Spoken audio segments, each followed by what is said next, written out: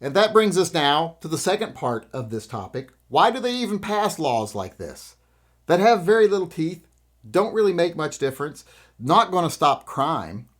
Well, the reason they do it is they know these laws are ineffective. They know they're not enforceable. Like I said, you can just go across state lines and buy a magazine and bring it back, and there's no way they can prove it.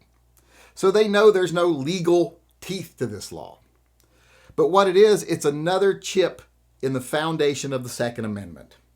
They've hammered at that crack just a little bit more. Every time there's a tragedy, they use that to go and hammer away a little bit more of that foundation.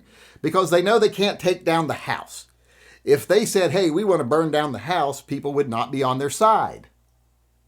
So what they do is they create these little false scenarios where, hey, we can save lives if we do just this one little simple thing that doesn't make any difference and isn't going to hurt anybody. And they go after that low-hanging fruit and they chip a little bit more away at that foundation. That's what they're doing. It doesn't matter if the law itself has teeth or is going to make a change. They're not seeking to make any changes. Now, they do lie to people and say things like, oh, if bad guys didn't have 30-round magazines, you wouldn't be seeing mass deaths. We'd save so many lives, which is bullcrap, not supported by the facts whatsoever. I think we all know most deaths come from domestic issues, gang violence, and suicide. High-capacity magazines, as they call them, high capacity, don't play a role in any of that. They play a role in such a small portion of the number of deaths every year in this country.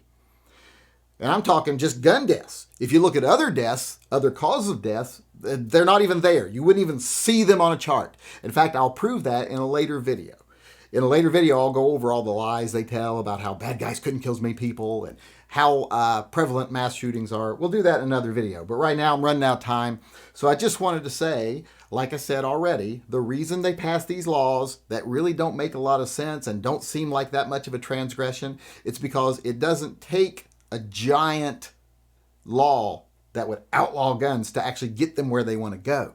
They just keep chipping away at the foundation enough that eventually they feel that the Second Amendment will fall. There'll be so many restrictions that you can't even exercise your rights anymore. All these little restrictions you thought were nothing, they'll add up to something. And they'll always take them a little bit further each time. Because they know it's not going to stop crime. They know it's not going to have a positive effect in any way. So that way they can say, oh, look, 2 years ago we passed this law where we were very generous and we only took a little bit away. Well, that didn't work, so now we got to take a little bit more away. And that's how they win. They take a little bit at a time. So that's why I fight everything.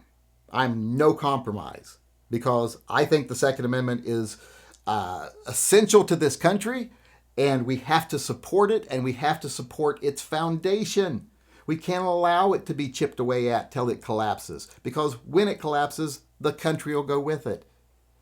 These people don't care. They are trying to take this country for the big corporations, the multinational corporations, the billionaires, the people who own the politicians. That's the end goal. To disarm the citizenry so they are nothing but a pliant workforce to benefit the people in power.